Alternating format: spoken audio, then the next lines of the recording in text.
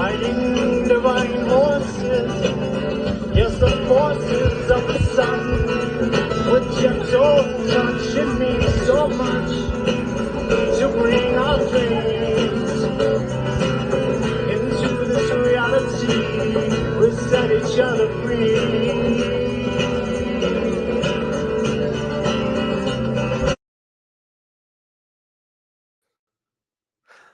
Welcome, everybody, to another edition of the Eagles Nest podcast. We're filming live here in the San Luis Valley. I am your host, as always, Drew Banky. And we have a special guest tonight, a return guest.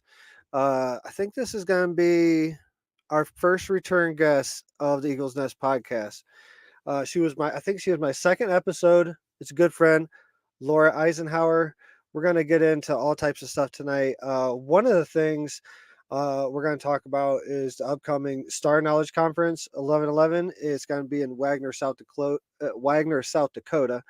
It's going to be 11th, 12th, and 13th. Both me and Laura are going to be speaking there. So we're going to be speaking a little bit tonight, sharing a little bit tonight about information on what we're going to be talking about there, some little teasers, and how you can get information and get tickets and see us in person this coming November in Wagner, South Dakota. So we're going to be talking about that tonight. Me and Laura are. And we're also going to get into the stuff going on in Buckingham Palace, the change in power, the death of the Queen. And England has a king, and what that means. One thing I want to know her, Laura's perspective on what the energy is. There an energy shift? Does this signal a huge energy shift from the masculine, feminine type of thing?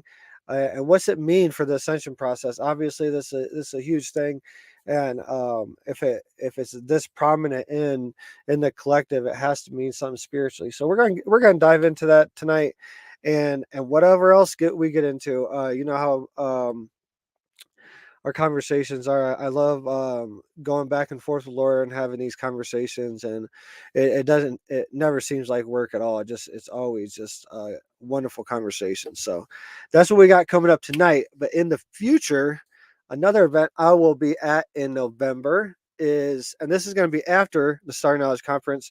Me and Ella are going to be going down to Florida, and I'm going to be speaking at Zen Awakening Festival. And that kicks off November 18th, 19th, 20th, and 21st. That's close to Orlando. Get your tickets. It will sell out before as it draws closer. I think they're capping off at 3,000 in attendance. The lineup is amazing. The musical lineup, yeah, and you get to come out and see me. You can buy books. Uh, I'm gonna have um, I'm gonna have my new hardcover second edition of my first book out, and I'm gonna be releasing that in person at the Star Knowledge Conference and also Zen Awakening. It's a hardcover edition, and it's got some interesting reviews on the back. You're gonna just guys gonna have to wait and see for yourself. But yeah, it's not much has changed of the interior of the content inside, but the cover and everything is a little different. Got some reviews from some good friends on the back. Yes, Sacred Journeys Within. As far as Sacred Journeys Within, our plant medicine church, we are moving forward. And yeah, we got some meetings with some investors coming up. Really exciting. Been doing a Today has been a lot of exciting conversations about the future of our church and where we're going to be working out of. And yeah, everything's Hawk's doing well, family's doing well, Ella's doing well, everything's doing good. We're going to be up at Cosmic Tree of Life again next month. Um, in October 21st and 22nd, we're going to be doing two ceremonies with ayahuasca up there at Cosmic Tree of Life up in the North Woods of Wisconsin. So check them out at cosmictreeoflife.org. Yeah, and this will be our second time holding ceremony up there for them, and yeah, looking forward to it. Last time we had a great group. Just finished up a private retreat last weekend up in Crestone.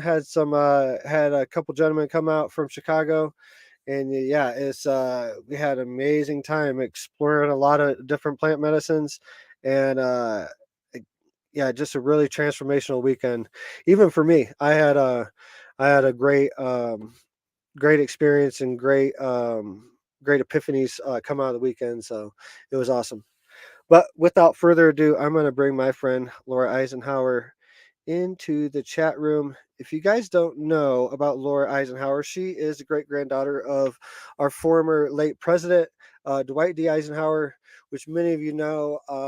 There's been a lot of talk and a lot of evidence coming out of he had meetings with off planet intelligence during his while he was in office, and but that's been gone over so much. But Laura Eisenhower is definitely her own person. If you don't know her, just just sit back, relax, spark up a joint, and enjoy this show because she is a dear friend of mine, and I am so excited to have her back on Eagles Nest podcast. Laura, thanks for coming back on. How are you? Hey, great to be here. Good to see you. Yeah, good to have you back. Yeah, good to be here. Look forward to meeting you in person. It's been a while. No, haven't seen you in a long time. Yeah, like 2019, and it was very brief at that point, and that was the initial meeting. So, yeah, it'd be fun this time to really spend some time and really get to know each other. So yeah, awesome. So Sweet. tonight, uh, well, we got two subjects that we decided on before the show, and whatever else we're just gonna let it fly like always. But let's get the nasty stuff out of the way first. What happened at Buckingham Palace? Like, there's obviously we've seen something physically happen, but what do you think this means on an energetic, like ascension process type of thing with the Queen's death? Well, I mean, she was 97. So, from the human perspective, somebody that age was going to die inevitably. Yeah, So, then from the human perspective, who's next in line? Charles, yeah, King Charles.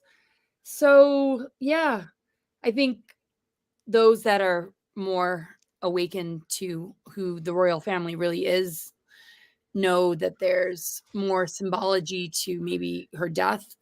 Um, I don't know. I have come to learn that in those kind of bloodlines, somebody like that passing, honey, could you turn on the fan? Somebody like that passing away doesn't mean that they're really gone. Yeah. They have figured out, not like they figured it out. They have been doing this for many, many thousands of years. They can transfer, a soul, or well, not really soul, but an energy or the dark agenda or whatever it is that possessed that individual. They can put that somewhere else. Hmm. I mean, so she's not really ever dead. She has to die within the hearts of people that look up to her or give their power to her, or like think that the royal family is something to idolize, worship, or think holds some sort of importance in our culture, in our world. Hmm. So maybe on a symbolic level, we can see that if the queen is no longer here, we don't have to see her anymore. And like put our attention on the real royalty, which is Hmm. the divine human, and Hmm. nature royalty, those that are connected to the earth, connected to the multidimensional cosmos, that are actually doing real energetic work with the planet and its grid network. So when you think of king and queen and hierogamic union coming together in union in ancient and advanced civilizations that used to provide nourishment to the kingdom and to the people, and it was inspiring, and it was very much like a sacred thing. It wasn't really about hierarchy so much as it was about holding a position in order to protect and preserve the integrity of something super divine, which is Hmm. royalty in and of itself that we all carry in our DNA. So we need to let the queen die. We need to let the royalty go of that monarchy and everything connected to it. And Hmm. as Charles comes into the picture, people really need to pay attention to who that man is. Who is Hmm. his best friend? Jimmy Savile. The pedophilia and the SRA, satanic ritual abuse, and human trafficking, and unbelievable, horrific crimes against humanity are still happening, whether the queen's there or not. The queen mother died. There are other royal family members that died. That doesn't mean that there's an end to anything, because this network and these 13 families, they're huge, and the Sure. people that they've mind controlled and the children that are born into it have been trauma-based mind controlled to play roles, very similar. And for all we know, somebody like the queen and whatever demonic power that she held, um, doesn't just necessarily disappear. So I'll just kind of leave it at that. It's a tough one to. I mean, I'm still kind of processing, like, what does it mean? Yeah. I I don't mean, think it means yeah, much for sure. unless it's a part of your world, I guess. Yeah, for sure. Me too.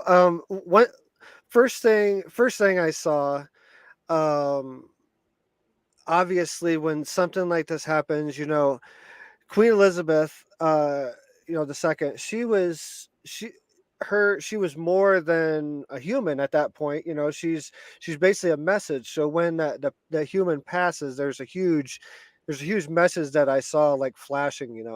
And I'm still trying to dissect that for myself as well. I was just having a conversation, but definitely one thing I do want to express. I'm not one of those people that watch her laying in state for hours to watch everybody's responses. But from what I did see of the royal family, I can say, what, regardless of their agenda of being being evil or whatever, there was general grieving going on, and I do want to put my hearts out for you know, uh, coming from an unconditional love standpoint of Of course.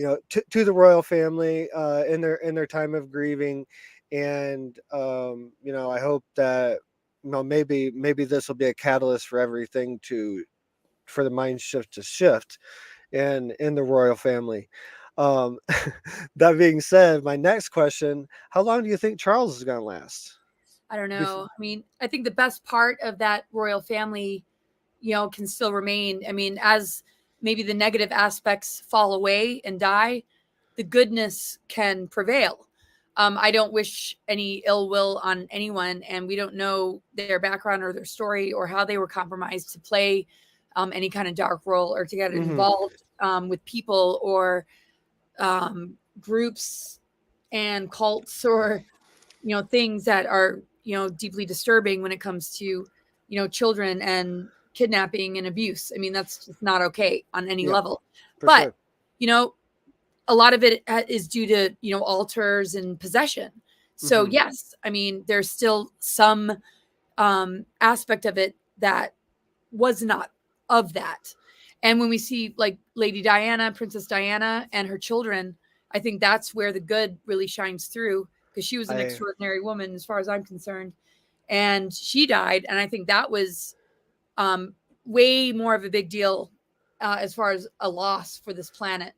The loss of Queen Elizabeth, yeah, of course, for anybody, grieving, but the hopefully the best of whatever that is, can rise, and it can begin to neutralize and step down from the mm-hmm. pedestal of this royalty stuff, and really do service to humanity. Nobody should be sitting on that kind of wealth when there's so much that one can do with that wealth for the betterment of the planet. And I think anybody who is true royalty would be more charitable and more and I just have hope for the future generations coming from Diana's offspring. And as far as Charles is concerned, I mean, Are you speaking about Harry? I mean, are you speaking about William and Harry, or just Harry? Because I don't know. I really don't I'm want to feeling put attention on Harry. these I'm people. I feeling Harry don't more, but really. he's a little removed. He's got William in between him, but I don't see their significance in the world. Honestly, I don't really buy into royalty or even world leaders. mm-hmm, Um, I feel there needs to be a whole new uprising of a different form of leadership. I for don't think the sure, government works. I don't think the whole construct of government for and sure. the monarchies have been infiltrated from way back when.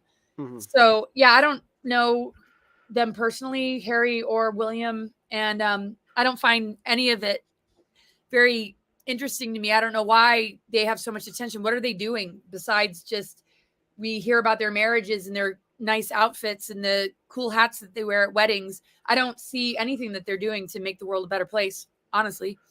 Um, they have a tremendous amount of wealth. God only knows the billions of, you know, I mean, these mansions, Buckingham Palace, the crowns, the weddings, and there's still homeless people everywhere and people starving in the world. So anyway, if I were to run the planet, and back in advanced civilizations when there were true kings and queens that were of a nature of just caring about the people would be thriving, and we wouldn't be in a world that we're in. So I I'm so disinterested in the royal family. I don't know why they're called royal. I understand the hybrid nature of the Illuminati bloodlines, and it's part of the ICC Nazi Draco alliance, and it's part of just a lot of the darkness, in the world, and mm-hmm, the things that have happened in secrecy are horrific and disgusting. I mean, I just interviewed Laura Worley, who participated as a child in rituals that Queen Elizabeth participated in, and the murder and sacrifice of babies for adrenochrome and the torture of any kind of human in order to gain power is vampiric and parasitic. So these guys need to go. And I just hope something good remains in those individuals, not to play the royal game of being in some hierarchy position. Um, if they were to be in that position, I would hope it was because of the good deeds that they do and sure. because they are leading by example by being a strong family unit and they're good to each other as husband and wife. I mean, Prince Andrew, was caught up in Epstein stuff. Yeah, So that was just the person that got busted. on a level that people could see. But the amount Right. of children that have gotten He missing, actually he and the actually fact that Prince Charles's best friend was one of the worst pedophiles ever. Um, yeah, the less attention those guys get, the better. yeah. No, I understand. It's just it's on people's minds for sure, and It's not on we're mine, really. I mean, it I, is like you. Like I mean, yeah, yeah, I yeah. think about it, but Yeah, yeah, I I don't. mean, it's not That's keeping just me a out. It's dying definitely world. That's an old timeline that needs to go. it's definitely not keeping me up at night. But Yeah, really what it signaled to me was the monarchy and everything, the whole royal structure coming down. I think because she one thing I didn't realize, she has been Elizabeth was the uh longest running person that's ever held that position in the whole royal family. So her passing really signaled to me, like on a really signaled this is collapsing, which I know it's gonna collapse it somewhere in my lifetime, the whole structure itself, which includes governments, presidents, our governments, all governments really I don't is see the gonna death of collapse. somebody necessarily doing that though, because she would inevitably was going to die in a 97-year-old body. Yeah, yeah. But I mean, this is everything's a what I'm talking about, Laura. Everything is a message for me. If I'm speaking from like my shaman mindset, everything is a message. So if this happening, and that's all I was getting at. No, no, I get it. It's not anything keep me Sort of up like at the night matriarchal person in our families, our grandmother, our mothers, they're all going to pass away. for What's sure. left behind? The children. And Hmm. that's just part of life. Doesn't mean that the bloodline doesn't carry on Hmm. through the future generations. So the good of the royals, I hope, will prevail, just like you're saying. I hope it's symbolic of the end of one level of what that represented, and maybe the emergence of something good that can, um, you know, move forward from those bloodlines. So I'm totally Hmm. with you on that. Hmm. Yeah, and just real quick before moving on to brighter things, brighter subjects, I really see that I think that Charles will not be around long. I think it'll be something, and then it'll move on to the younger generation. That's when we're get a real signal of like this is time for change, because it's Yeah. really changing to different generations. Anyways, let's go move on to brighter subjects. The conference coming up where we're going to honor our late dear friend Chief Golden Light Eagle in Wagner, South Dakota. I'm really excited about this. Really honored to be speaking there alongside you. So, what are you going to be talking about? What's some teasers for? Oh, some teasers. Well, I love to just talk about that greater mission that we all carry, the inner calling that uh, we need to answer to. And a gathering like this is amongst people that have, right? And it's like a family reunion. Every time I go to a Star Knowledge conference and I'm with anybody that has been a part of that, it's just like family, like you, like it's like I've known you forever. Like you're my brother, you're my family, and everybody there. And just to be connected with just the Native American indigenous cultures of, Sioux Lakota, and what the chiefs, represent. And, Nikki, who created and produced this event, who was Chief Golden Light Eagle's daughter, and all the grandmothers that show up, and all the other wisdom keepers. I'm just glad that they can see with those of us that might have been born into a different family and culture that, we're natives too. We have souls that aren't necessarily that much different, and that we can come together and honor this Mother Earth and the power that our connection with her holds as something that can generate abundance in our lives, Mhm. and community, and honoring what's sacred. So I'm going to be talking about aligning with truth and organic ascension and our reconnections with the guardians and the 0 point unified field and the Mhm. healing transformative energies from, the mother arc, the mother and the cosmic trinity codes that exist within our DNA. And what is important for us to recognize as we move through these great initiations, how to protect ourselves from being dragged down into the lower energetics that come through psyops and false flags and the propaganda and narratives that are being shoved in our face in social media and through the things that we watch, and even where alternative media kind of falls into that trap, but to the other extreme, because there's a lot of psyops within that and there's a lot of infiltration. So how can we find our own truth and live in our divine center and be sovereign so that we can navigate these times without falling into any traps that might cause us to have to deal with entity attachments or um, strife and conflict and injury and harm to ourselves and possibly to loved ones coming through us if we're not doing our part. And how can we protect ourselves when maybe our loved ones are being compromised and they're not okay? Mhm. And it's like, how do we navigate these crazy times? People are changing in front of our eyes. Most of what's been pushed on humanity in the last couple of years have created more division than ever.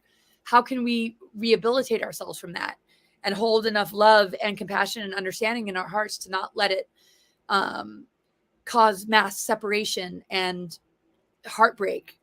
And I feel if we can hold that frequency and energy, we can move through this uh, window period of ascension and what it offers, which is an alchemical change in how our physiology functions to the point where we can neutralize and remove and overcome the dark weapons and all the stuff that we have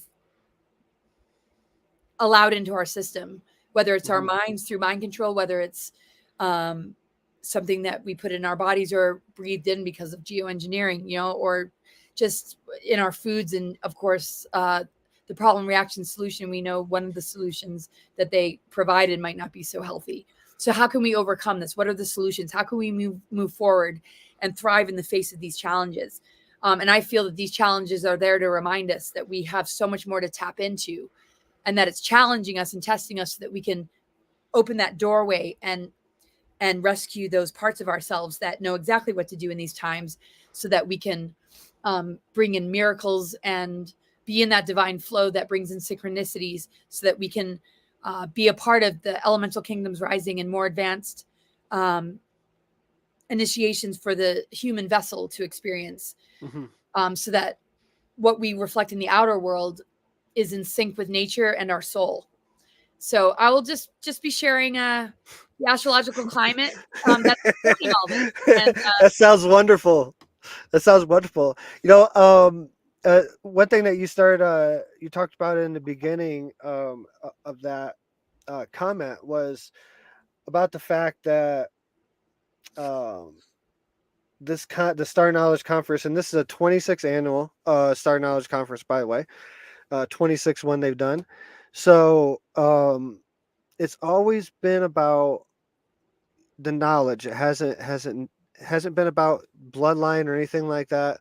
And I think that's one thing that's anyone that knew Chief Golaido Gonal, and I'm not claiming to know him very well, but the short time that I did get to know him, it was very clear that the man saw past the veil and saw the heart and the vibration of each and individual person he was had in contact with. So I love that the Star Knowledge Conference is continuing that tradition. As you know, like my spiritual path, my ascension path has been deeply rooted in both North American and Native American, North American and South American Native American practices. So I have encountered a lot of interference and people that has different ideas and positions on people outside the bloodline participating in ceremony or uh, getting knowledge. But I also there's a distinct there was very just distinct difference between the elders that recognized legit spiritual messages and ultimately sincerity in the heart of myself when I was seeking, answers and messages and understanding of dreams and visions and wanting to participate in certain ceremonies. I found great support in that too. So I definitely want to highlight that point that our late Chief Golden Light Eagle was a big proponent of seeing energy and not seeing what was on the outside, which I think that's a big message. I think ultimately that talks a lot about your entire comment, because I think that's what we need to come forward. We need to start feeling each other instead of looking and on the outside and judging. We need to start feeling from that unconditional source and Christ consciousness, Buddha consciousness, or Mary Magdalene heart consciousness, when we're speaking and interacting in daily life. So I think I can't wait to hear your speech.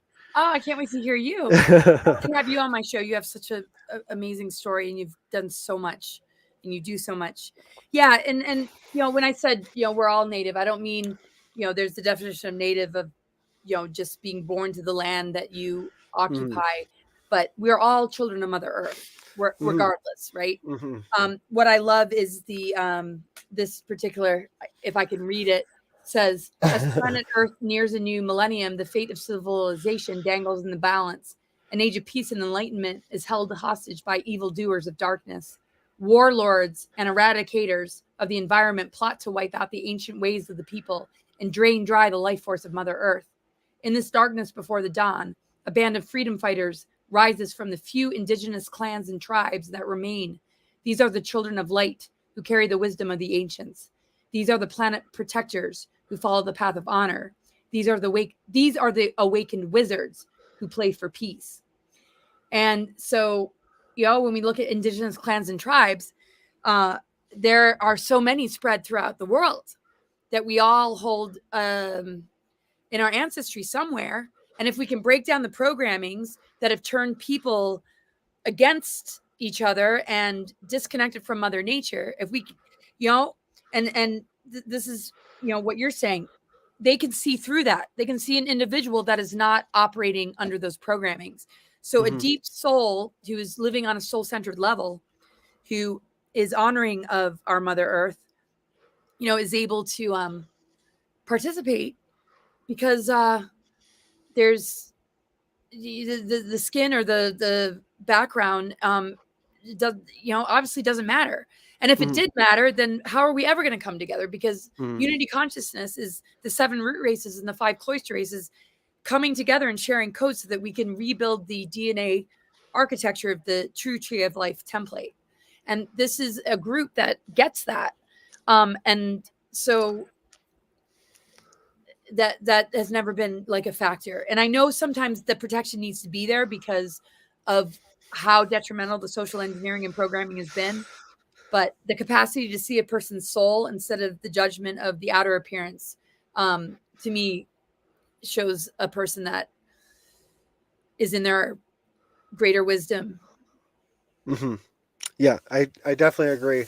I'm so yeah, like I said, I've been so blessed to have both experiences where I could see the other side, and experience, like um feeling the really honestly feeling the pain of someone of some deep-seated pain in people, and that's ultimately what it is. When I've had the negative experiences in ceremonies, the Sundance and whatnot, I've definitely experienced that.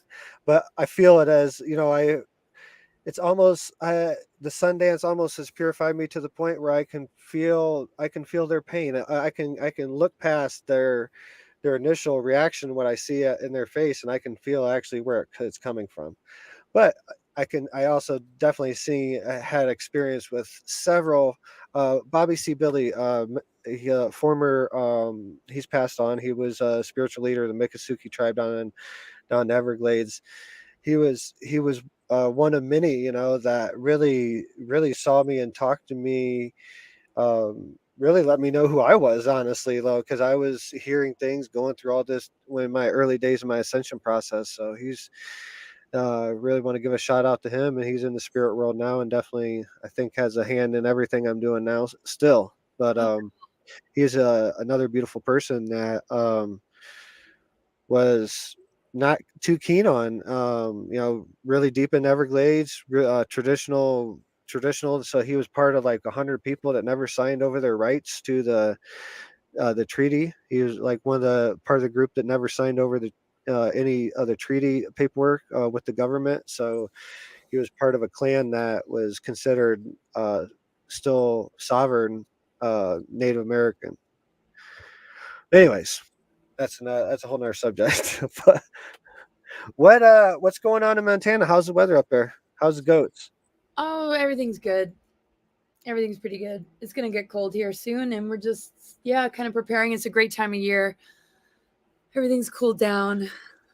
Trying Yeah, to get a retreat center going. Well, not really. It's not going to be like a center. It's just having land where people can retreat to and just come and chill every once in a while, and just just working on it. Just working on it. How are things where you are?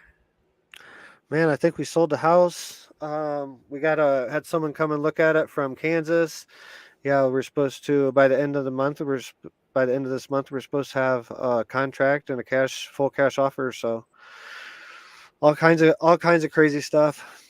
Been talking with investors all day, and about to go have a meeting with them, and looking at moving to a big retreat center of our own. Yeah, Actually, yeah, that's awesome. yeah, it's awesome. Been working with another retreat center up in Wisconsin, serving medicine up there, and yeah, you gotta come up there and we gotta do ceremony sometime, or I gotta come out there and I'm gonna come and knock on your door with a bottle of medicine. We got like let's go sit down by a tree. Yeah, totally. And oh my gosh, Hawk is doing so good, and just He is amazing, man. He's taught me. He's been teaching. He's such a teacher, you know. He's just taught me, you know, he taught me how to manifest. He taught me the laws of manifestation is gratitude and being in the moment of like focusing your energy, and from a fully heart-centered space you can really start to manifest some beautiful things. And he's gonna be amazing medicine man, because he's taught me a lesson that I've been searching for a long time, you know. And also healing me from he's helped me heal from my two oldest children. You know, they're still uh anti Drew. So oh, he's definitely helping me heal from that, you know, and showing me, you know, I can be loved and I am worthy to be in a father and all such. oh, oh, oh, that's Yeah. yeah, yeah. So I mean, there's so much about like So this. Well, go ahead. what what's the recent epiphanies you've been have you been feeling a lot of different energy shifts lately, like on the big level, you know, on the Oh, energetic field? yeah, almost too much. Yeah, just when I feel like things have kind of stabilized and I'm feeling somewhat at peace, it's just another blow or like something out of left field just comes and tries to knock me off my center. And it takes a lot to kind of get back. Um, One gets used to it after a while. I mean, we just had a moon conjunct Uranus. Uranus is just a really, really intense energy. And it's been in a square aspect. Square means like friction and challenge with Saturn. And the lower octave of Saturn has to do with control and misuse of power and just like negative authority. You know, when you look at authority um, and rules, when they're not in alignment with justice or cosmic and natural law, um, this is getting ridiculous on the planet. Just Mm. how absurd the news headlines are for just mainstream people. And I don't watch the news as far as television, but when you see some of the headlines, sometimes I just look to see what is humanity consuming? What are the masses consuming? What are they giving to them now? What are they throwing at them? I I'll just do it kind of like too. take a little look in, and it couldn't be more absurd. And it almost seems like they're doing this almost to encourage an awakening. Kind of like, okay, how much more ridiculous can this get? Are you going to wake up yet? Now we're going to throw this out there. You're actually going to believe this and go for it. Wow. It's like there's got to be a breaking point when people are like, this is insane, this is getting ridiculous.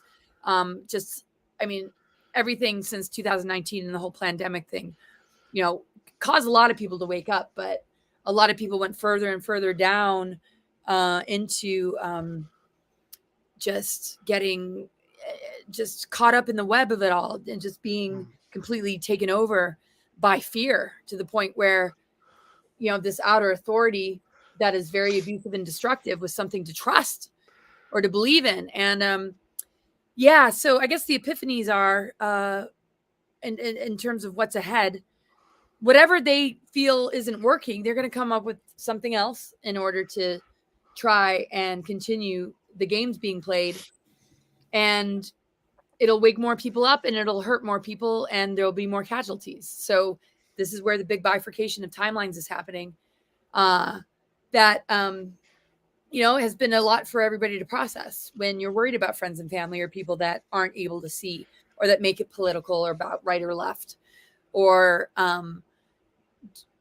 just are dealing with putting children in the school systems that are coming home, with the kind of indoctrination that is next level to what I know we were exposed to in schools. And what do parents do, if they're used to going to work and being a doctor, a teacher, a lawyer, well, I don't know about lawyer, but, when they might have to say, I can't have my kid in this school, I can't have this career anymore because it's costing us our health and our soul and our dignity and integrity. What do those people do that have been so invested in the system because that's all they knew, that's what they were born into? How do we help them transition away from it? So I guess the epiphanies are solutions. How can we come together and pull our resources together to provide solutions, and encourage people to be brave enough to let go of those things and answer to a deeper calling, and trust that synchronicities and divine flow will come in and help them to be okay, even if it means they won't get a paycheck for a little while, and they might be having to just be really resourceful. How can you drop the fear and the survival energy so that you can still be an abundant person? And that's why I love kind of reflecting on my background of, living on the road and living out of vehicles and being in the wilderness for so long. You realize you can be abundant without the paycheck, without money, if you tap into your own inner abundance and what Mother Earth can provide, and her many plants and animals and the nourishment that it provides, that we never have to feel lacking or like we're screwed. I know if you have a bunch of kids, though, it's a little bit different. And, and then you're in the middle of a city, right? And all of a sudden, you might have to pack it up. I just pray for these people that there's going to be an easy transition and a way for them to remove themselves or find some sort of sanctuary or safety within the madness. And I know that if they're free from the mind control aspect of it, or being indoctrinated, and they break free of all that, they will begin to see things line up to support their transition away from all that. It's just, once the mind is free, everything else will fall into place. As long as the mind is owned and controlled, that's doesn't look good for those guys. Oh But my God. I have Yeah. faith that a lot of people will be breaking that down, though. Yeah, I got a huge message. Like, we went at let's see, August. We went to Wisconsin to do our first ceremony up there, first set of ceremonies up there at Cosmic Tree of Life, and we drove. So we drove from Colorado all the way to Wisconsin, and we like boondocked all the way there, like, and we camped out of the back of our truck, and we cooked coffee on a little propane burner, every morning, and we'd forage around just to see what was around the area. And oh man, there were so many mushrooms, like so many, not psychedelic mushrooms. Obviously, I always got my eye open for those. All But right, no, right. but lots of chanterelles and chicken of the forest and all types of other stuff. So we started collecting a bunch of this stuff, and it was like, but after a while, like, and berries, and as we got further north, there's apple trees. We finding like wild apple trees along the road. So we find all this abundance of food coming from the earth. And I just got the message. I was like, she, this the shit's about to go down because she's really putting out a lot of food for her children, and that's signaling to me that shit's about to go down. Like, it wouldn't be drought. The shift, the fall of the government structure and the restructure of how everything is going to look, and this is just how I personally see everything going to unfold. It's going to take a few years, and that being said, a lot of things that we're used to is going to fall down, and I think this is what you're breaking down, what you're speaking on, for our listeners that may not be too in tune of what's a lot of us feel is going on. I think me and you share a lot of very similar views on what's about to happen. But this the foraging that we did, it was awesome, and I love getting out there and being with the earth and connecting and seeing what the earth is telling me I need to eat today.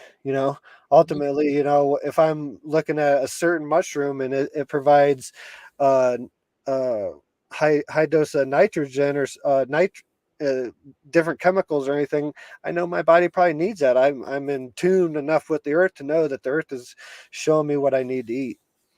Yeah. But overall, just like our first subject we talked about with the change of power in Buckingham, I also see like the large scale energetic message of what's going on. The past 2 years, like last year, I'm a big forager. Are you a big mushroom forager? You like to go out and get mushrooms to eat? Yeah, yeah. I mean, I need my identification book and to Of course, now that yeah. yeah, I've been to so many different forests all over the country, and yeah, I just want to make sure I do it right. But um, yeah, I was just in the woods the other day, and we were going to take some stuff home. We're actually going to go back, but I'm going to make sure to just I know quite a few what's what. Um, Hmm. but yeah, of course one has to be careful. So I'm just For gonna sure.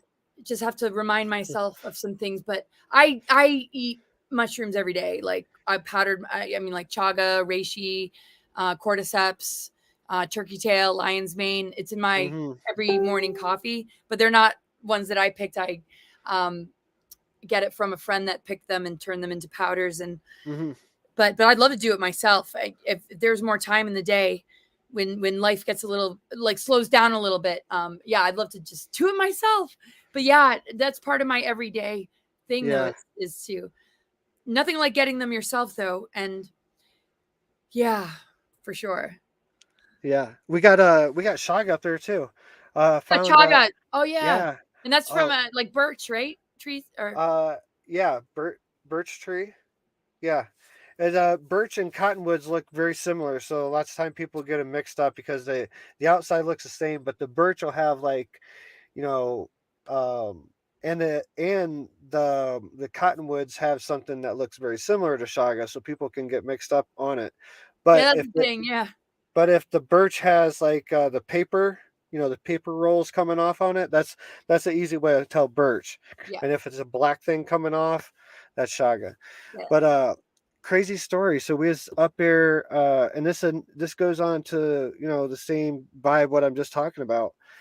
I'm cooking medicine, ayahuasca. I'm looking and it's a lakeside cabin. I'm looking out over the water, and I'm cooking for like 3 days, and we after it's done, me and Ella are like drive around on a golf cart, like on these back trails and everything, and we find shaga, like right along the trail, on a big chunk, a couple pounds, and we come back and I burn some sage, I put down some tobacco, and I harvest it. And we go back, and the last day, I'm like, man, I wonder if there's any more shaga around here. And I look, oh, there's a birch tree, and like about 10 or 15 feet from where I cooked the ayahuasca, there was shaga growing on a birch tree right there, and it was growing the whole time. It's really amazing. I've never seen shaga in the wild of 42 years, and it's definitely used it a lot over the years in different, but never been able to find it and collect it myself. So it was really really awesome, and especially cooking the medicine and having like having Mother Earth just giving me a bunch of stuff, let me get a fish out of the lake and gave me mushrooms and berries and everything. And so it really, I ate off the land while I was cooking the medicine. So it was really amazing. So That's so cool. Yeah. yeah. And to Yeah. feel that support, just like knowing it, like just seeing it and like processing all, but really feeling like held by the earth. And have you been feeling that lately? Like, shit's getting crazy, but really I've just, the crazier it gets, the tighter and the more, the tighter the grip has on my heart, and just let me know that I have nothing to worry about, just relax. Have you been feeling that as well? Oh, totally. Yeah, Yeah. I mean, this is really just a return to ourselves. This is something Hmm. to, celebrate as things get crazy and ridiculous. It's just a reminder, why should anybody participate in that world? Look Hmm. how unhealthy it is. Look how destructive it is. Look how toxic and just manipulative it is. So when we can step away from it, look at what there is to embrace. We get to embrace ourselves. We get to embrace this human vessel that we've been given that has so much potential, Hmm. so much that we haven't even tapped into, dormant DNA that we have not been carrying or experiencing since thousands of years. And yeah, returning to the earth, understanding the medicines and just the trees, the waters, the everything about Mother Nature and Mother Hmm. Earth is absolutely here to support us. All the medicines. The more Hmm. we learn about that, the more held we'll feel. We'll feel the unconditional love. We'll learn from the medicine as far as what shows up in front of us. What animal is showing itself, what plant is right in front of us. To know the difference between what is safe to eat and what not to eat, and to know fire. Yeah, so I wander off into the woods a lot. I used to do that all the time. I was pretty much in the wilderness for a couple of years straight in my early years when I was Hmm. doing wilderness expedition leadership stuff and being trained to take people out. And it really healed me from the school systems and having to, just like all of us, grow up and all that. It was everything. And it helped me to just let go of everything else. And Hmm. so when people are kind of going through crisis, remember that that's what's calling you, and your soul is so connected to it because we're elemental beings: earth, air, fire, water, ether. And you'll heal tremendously by really tapping into it. And I know it's not something everybody can just jump up and run and do without some level of skills and knowing what you're in for. You can't just but you can just walk out your front door at least, and there's flowers everywhere. You can go to your just a park, or drive a little bit out of your town or city, and it's there. So, and just bring it into your house plants, crystals, stones, essential oils. Hmm. It's just, that's where it's at. That's what we're being called to. Um, and that is where the ascension energies are, because the earth is an ascension planet. And what that means to me is uh, moving into its greatest capacity to live its highest potential and be whole, and recover from all the traumas and abuses that it has endured, just like we have throughout our many lifetimes. Hmm. Yeah, it's crazy. We're talking about the school systems and everything, and if people haven't heard, if guess maybe if got any new listeners or anyone that hasn't heard us talk about this before, is the socially accepted mind control in the school system. I mean, right off the bat, we're talking about the Pledge of Allegiance to start off the day. They literally start off the day. Um, Melding and programming the mind each and every day to us, and some of us that's been in the system for 18 years, 17, 18 years in the school system, and saying that every day, that is what's feeding the military industrial complex. That's what's feeding and that's what's ultimately feeding the wars that we go to, and that's what's ultimately feeding the black projects. That's where the military and the government's wash money, and it goes into this black hole, and it's literally the black sites it's going into. That's and black programs that people are just now starting to learn about. What's what are some? Is there any news coming up that's come up since we last talked on the Secret Service program, the Alliance, anything like that? Well, I've been working closely with Dan Cooper, who claims to be the senior advisor to the Earth Alliance, that has helped me to just really understand what happened during Eisenhower's administration, not anything that has been talked about for the decades that disclosure and UFO communities have been out there on a much more public level.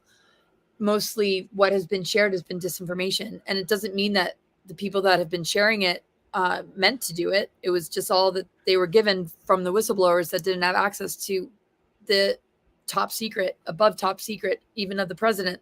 So how could whistleblowers have access to something even the president didn't have access to? So what the whistleblowers were given weren't really the ultimate facts. And so this person has helped me to see what those hidden facts are when it comes to governments and extraterrestrials being in any kind of alliance. Mm-hmm. So the dark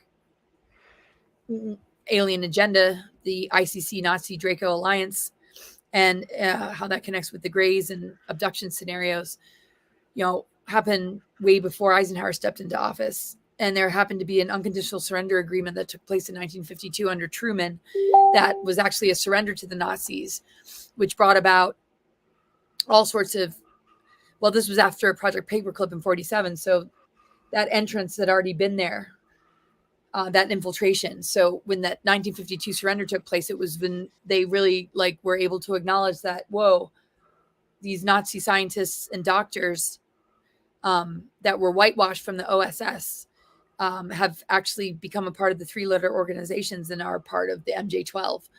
So the surrender was really you really don't have much choice but to surrender because we're here. And we kind of tricked you and we duped you. And it got out of control because of that. So in order to cover their tracks, they created a false flag sort of psyop cover story that said that Eisenhower signed the treaties. And so my family lineage or bloodline or whatever, even though I kind of feel free from the bloodline thing in a way, but I'm not, just because we carry it, but at the same time we're sovereign, if you know what I mean.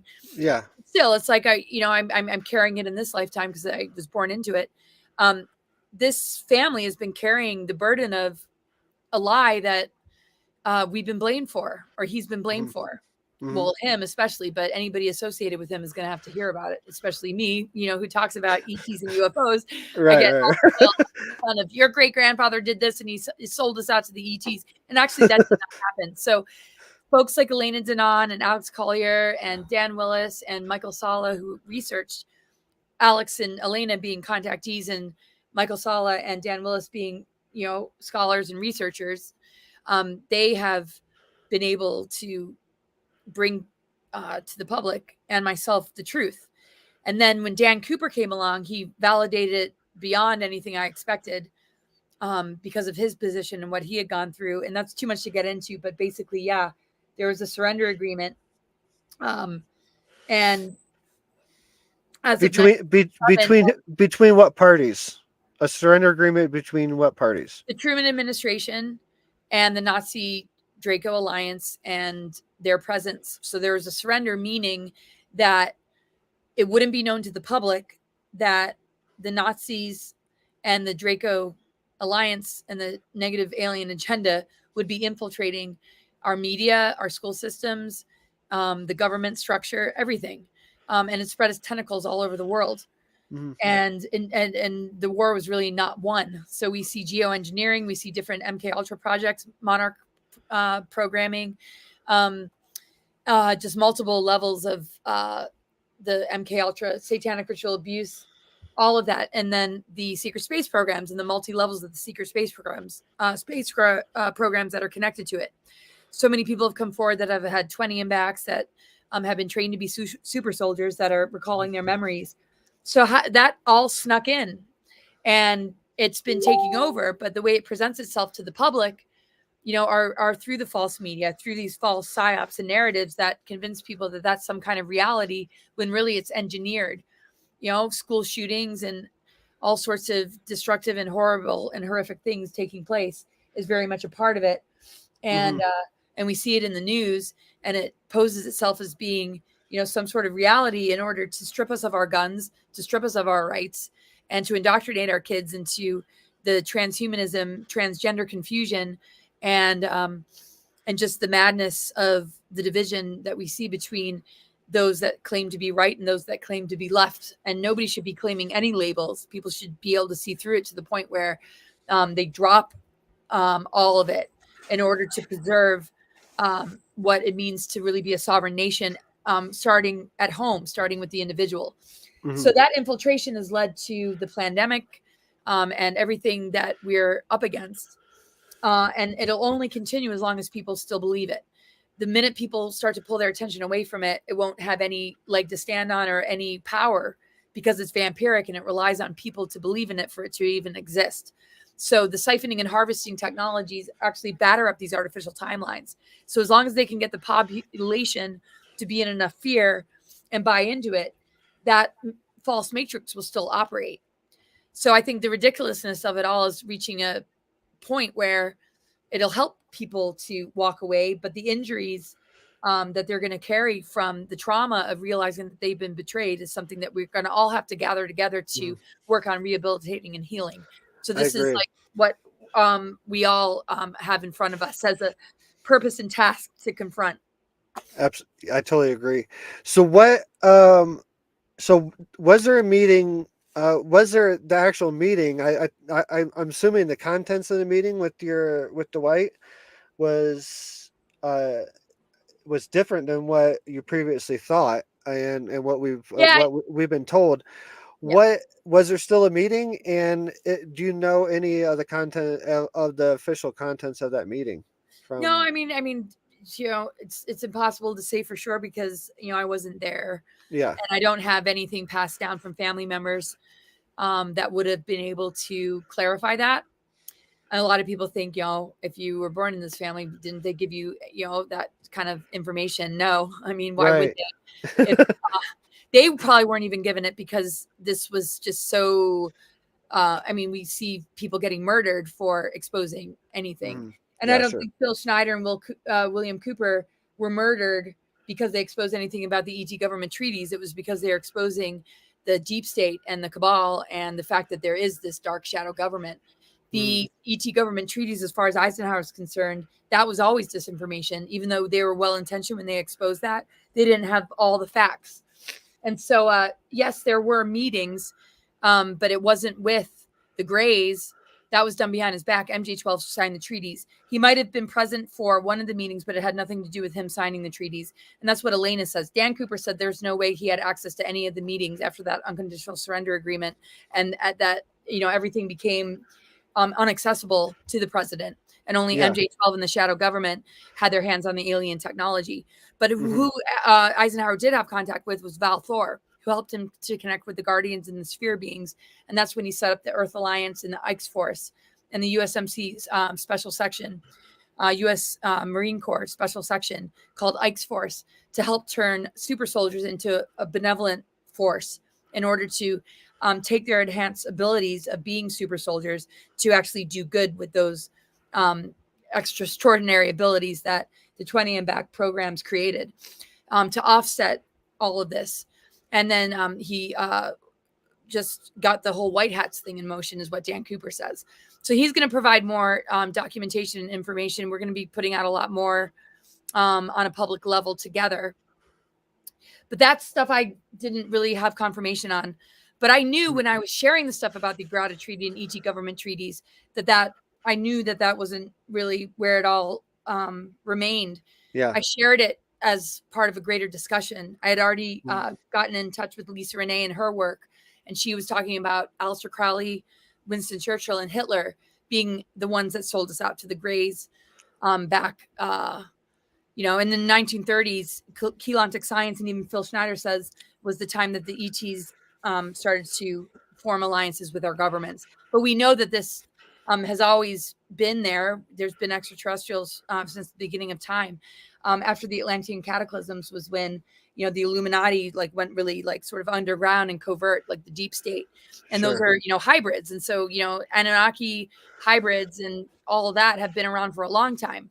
But when they really started to interact with world leaders, and the American governments, and when the Axis powers and the Allies were dealing with the world wars, that's when it really became something noted in those government structures that there were alliances and agreements and treaties, starting from the 1930s. So by the Yeah. time Eisenhower came into office, this was already like way in the works.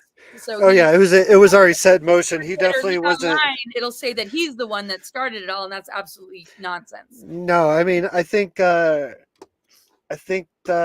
latest numbers I think are back in the late 30s is the latest proof that I'm seeing that we actually had contact, and been speaking with What in, date did you say? the late 30s. Right. So, and it probably goes back further than that. This is just, as everything starts to unfold. I believe the communities. I think in the late 30s, presently. I'm sure it's going to keep pushing back as we move forward, and more and more things come out. That you want to field a question real quick? I got a question in the chat room about this subject in particular. So, what's your guys' take on what the Pentagon are doing with the UFO UAP issue? More fear mongering, and this is from Neil. So, Yeah, I haven't really been tracking any of that. Yeah, I mean, I've just been spread so thin lately. hmm I don't really trust any of the disclosures that come out of the Pentagon or the government at all. I mean, I think we're the disclosure. We have to be the ones that are bringing forth the information from experiencers and contactees and abductees and researchers and people that are doing all they can to dig into, the greater truths. Um, they know that this is inevitable, that we're going to have this being revealed through us being the disclosure. So they're trying to strategize how can they present the public some form of disclosure that keeps the power in their hands. So we're a big threat. That's where there's censorship. That's why um, there's not a link between the governments working with the people that are expressing this stuff. Maybe there's some links here and there for the ones that are good, um, within it, like white hats and positive military that are dealing with it on the inside. But other than that, uh, it's hard to say until those in power and in any kind of leadership role that have a voice, um, that are serving that negative alien agenda are removed. And so it's very difficult for us right now to know who's the real deal and who's not. And there's a lot of blackmail and people being compromised, that aren't really able to maybe say all that they would like to say. Does that mean that they're evil or bad? Not necessarily, but some are. And some are willing participants in this dark agenda, but some absolutely don't know what to do and they're being forced into this. And so we just have to be as neutral and observing as we can so that we don't throw everybody under a bus, and we can do all we can to help the ones that are compromised and blackmailed to be able to be brave enough to step forward and hopefully protected enough.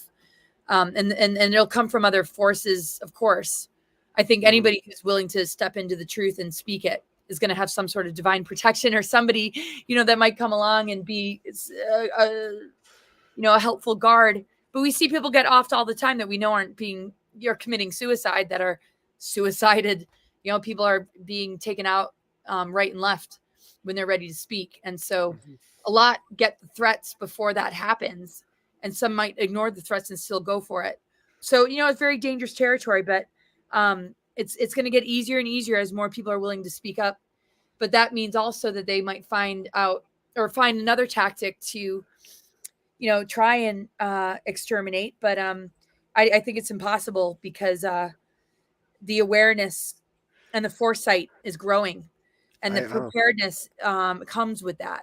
mm, Knowing how to protect oneself and have enough resources available to be able to move through this particular this period of great challenge. uh-huh. So yeah, we all have to just be watching our backs and not being too complacent or trusting anything too much outside of ourselves. Um, we got to just be as resourceful as possible and build Mm. community as best as we can with those around us, and Yeah, and and and, and reach out and on a much larger level. You know, when we're doing that, because people all over the world can tune into these broadcasts and a show Oh, like yours. yeah.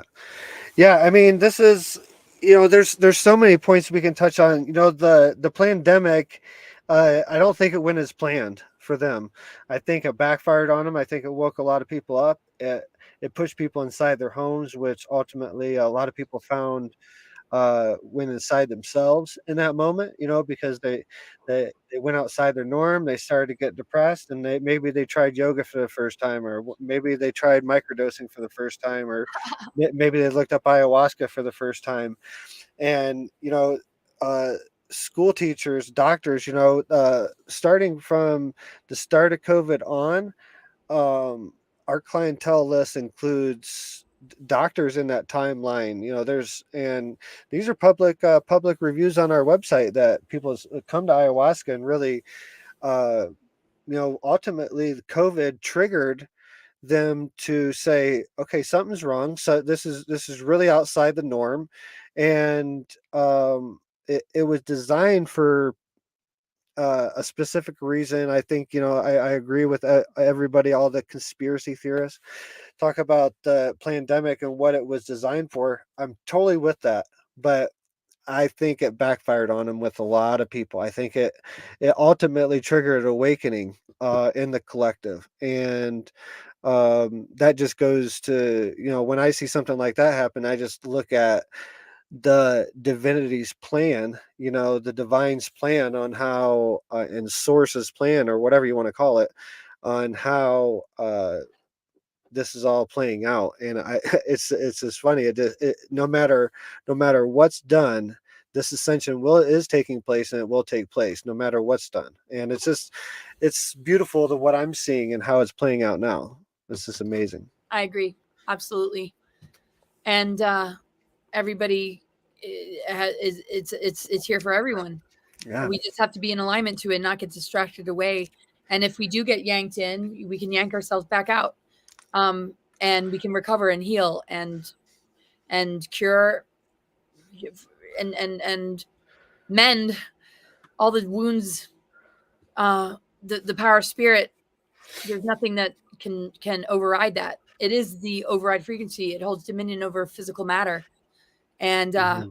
the more we remember that, the better, because we have been in the last 26,000 years and more, um, in the opposite, in the reversals of it all, to where degradation and illness and disease and afflictions and just injustice has just been permeating all throughout, you know, the world, with only some benefiting, the ones that Hmm. are in power, that are a part of this darker system that is preying upon the vulnerability of humans that have amnesia and that don't remember the fullness of all that they are. So that's rapidly changing, because the biggest conspiracy of all is um, really like teaching the masses that they're a lesser being to this outer authority that we need to answer to, because we don't know how to heal, or we don't know how to take care of ourselves on our own terms, and that we have Hmm. to function in this inverted system, and that's just not true. So um it's good to be pushed to the edge and to see this ridiculousness in a Hmm. lot of ways, but it's never okay, for the innocent to suffer so much and to have to be born into it. But at the same time, they know on a deeper level and from their higher self and from their greater calling that they Hmm. will know what to do when it comes down to it. And if they don't, somebody will be there to help them to snap out of it, if they can utilize their free will in the right kind of way. And and along the way, everybody's going to have that chance to just have that breakthrough. When I do astrological charts, that big event that happens in a person's life can happen at any time. It can happen when you're a child, it can happen when you're an adult, it can happen you know a week before you even transition to the other side. Who knows? But it's always there, and it's always going to be there for anybody and everyone, Hmm. that Yeah, opportunity to come home. I agree, man. It's a truth that is so freeing and gives you so much sovereignty. Like, it's hard to explain it, but I mean, once it's something that you just have to feel. Like, you can read about it. Like, You could read maybe some books like I'm Perfect and So Are You, or Find Your Inner Guru, books like that. Just minor suggestions, but and they give you an idea. But ultimately, my books are aimed at trying to get people to experience it on their own, and like the group I had out here last weekend, two guys come out from Chicago, and yeah, they're both successful business people, and I took them up on the mountain with San Pedro, and we prepared the medicine the night before. They helped prepare the medicine. They helped cook the medicine, and then we went up on the hill with that same medicine from that cactus. And this is what I'm trying to instill in people, like not to experience just the ceremony, but I want to empower people to show them that they can heal themselves. Like, this plant comes from the earth, like you prepared it with your own hands, you put water with it and put some heat to it, and now you're drinking it, and now it gave you a totally different perspective on how reality of the world, and you did it all with your hands, and we all have that right. I I don't subscribe to like the medicine people that say, like, I know I want to say I honor the lineages, I honor traditions, I honor all that stuff. I honor the ceremonies, and I honor the blood lineages and all that. But also and this goes back to the same conversation we've been having throughout this whole night, me and you. Like, it's about really tapping into what's deeper, and it's ultimately connecting back to yourself. When I take people up on the mountain, they we walk for hours, and we go through all types of different conversations, all different types of emotions.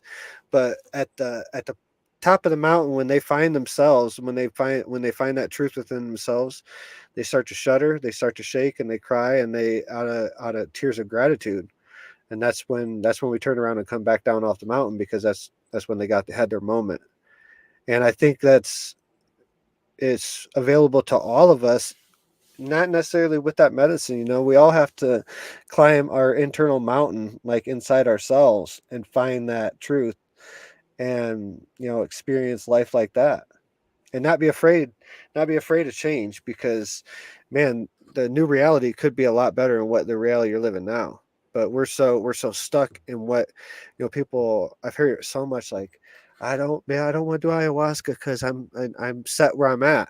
But what if there's a whole another a much beautiful reality on the other side of that ceremony, or that meditation, or whatever it is?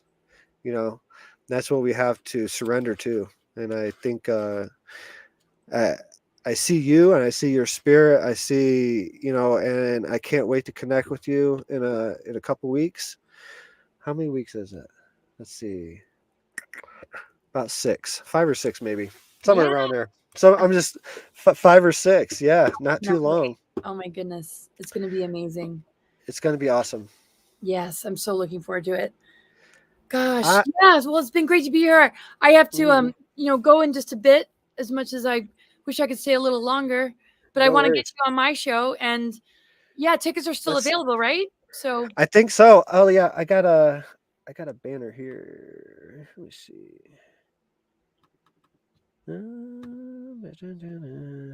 This is where you can go find information uh, for this conference, and tickets are still available, I believe. And yeah, go out and support the cause, and come hang out with me and Laura and a bunch of other amazing speakers. That it's got 3 days, and it's just gonna.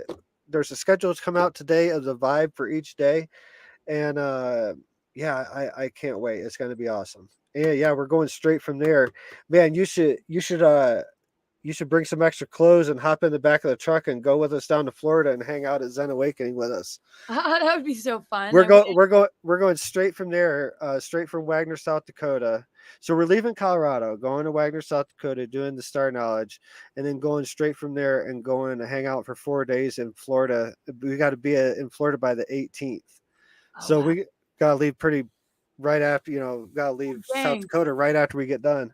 Oh, So we geez. gotta we gotta pack like 4 seasons of clothes for this trip. It's gonna be crazy. Wow. I Oh, can't I wait. can't wait to hear about it and follow your journey Yeah. and adventure.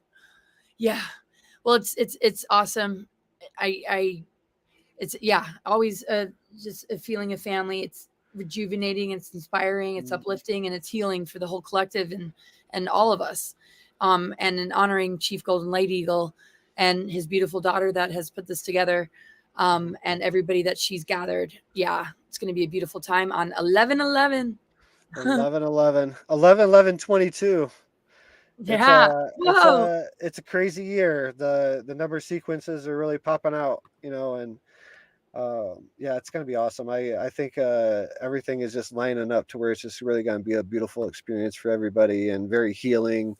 I know it's gonna be very healing for Nikki and the family in their process. I know they're going. I've been through a lot of grieving myself, so I know I can definitely sympathize whenever I see the grieving. I know what's going on internally, so I know this would be very healing for her.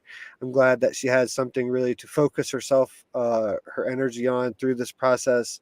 And what better endeavor than to be putting this together, honor her late father. And I just yeah, 26th annual, get tickets, come hang out.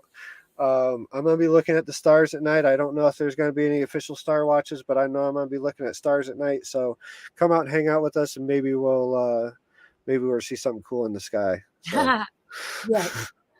Ah, well, I'm so glad she thought of me and invited me. I'm just yeah, honored and thrilled. So thank you so much, Drew. I look forward to having you on my uh, channel. And send me some dates. I can't. I will. I'm honored beyond belief, and yeah, I can't wait. Hang out in person. Definitely gotta get you out here to Colorado and And you to have you. Montana. Yeah, for sure. Yes, so much to Maybe look forward to. after winter. Maybe Yeah, after the winter. right. Much easier. Totally. All right, Laura. Everybody, Laura Eisenhower. Just thank you for being here. Any last words for any advice for the people? Any last words for the collective? Anything you got to express? Yeah, just there's a lot to look forward to. It's been, incredibly difficult, but we're really here to hold hands together and overcome these, challenges and heal and thrive and just build community, have each other's back, and share our resources and just do what's right, be in the highest of integrity, be the best of ourselves, and step into the fullness of our divine potential.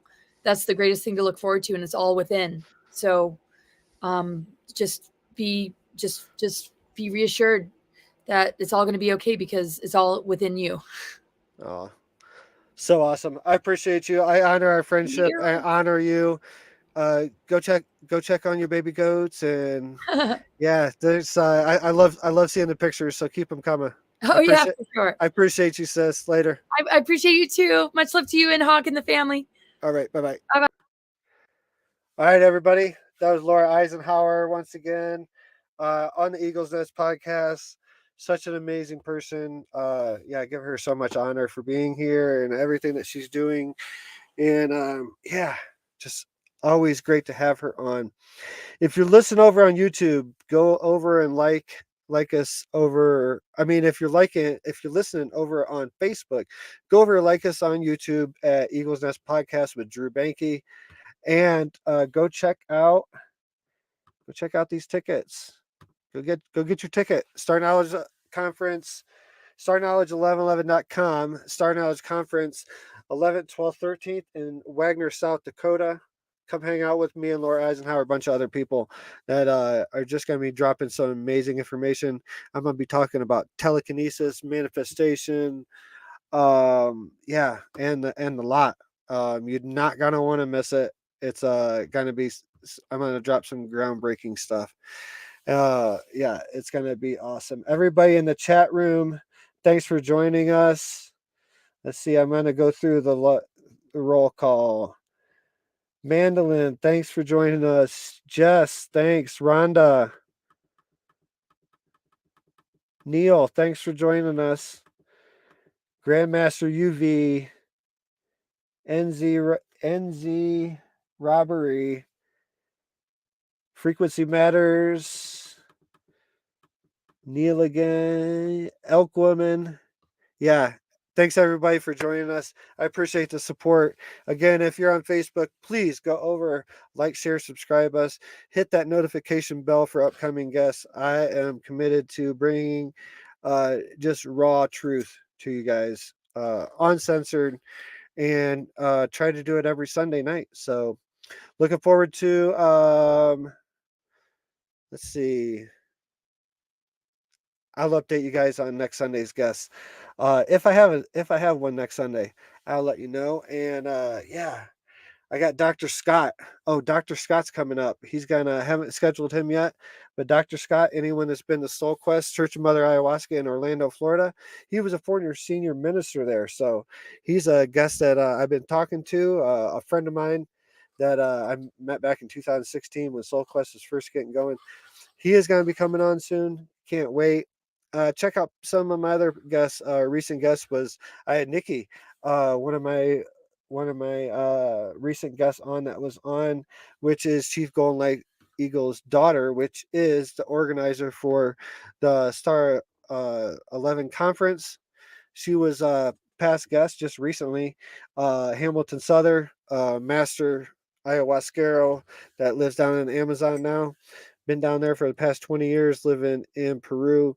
And he is the founder of Blue Morpho. That was an amazing conversation. If you have any questions or any thoughts of ayahuasca, man, listen to that podcast. It's a heater. There's a lot of stuff in it. But yeah, support our stuff. Go over and check out our website at sacredjourneyswithin.com. You can check out past interviews that I've been on and past interviews of Eagles Nest podcast, a bunch of merch, links to the books, and you can also find my books. I'm Perfect and So Are You, and Find Your Inner Groover over at Amazon.com. And you can also order them from our website. They come autographed, personal autograph from me, shipping right to your doorstep. But if you can't find them on the website, you can definitely always find them on Amazon. And yeah, there's a new option on the first book on Amazon right now where you can get the hardcover edition. And that's a special edition with reviews from some pretty interesting people on the back. So yeah, it's go check them out. Again, Amazon.com.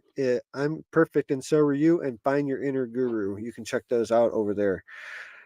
And yeah, Ella's been working on her line of clothing. Go check that out. It's she's been putting up a bunch of new stuff, doing a lot of work, and on new designs and everything. And the Trust and Surrender line of clothing is really going is taking off. Anyone that's been in ceremony with us, you know, trust and surrender is a big mantra that we talk about from the minute you show up here, from the minute you leave, and definitely helps people go through helping people go through their ceremony. The trust and surrender mantra has been uh, a big pivot point for our medicine work. So yeah, she has started to put together a trust and surrender clothing line. So go check out the store page on our website and check out that new clothing line and see if anything calls out to you, and hit that order button. Help support Sacred Journeys Within going forward. We have some amazing news coming up soon, hopefully. And yeah, I've just been having some amazing conversation with some people. Really looking forward to moving this church forward into the next phase. And exciting news coming up. Can't wait to share with you more. But with that, I'll leave you to go look at the stars. Go take a look outside if it's clear and see if you can see anything. Until next time, namaste, everybody.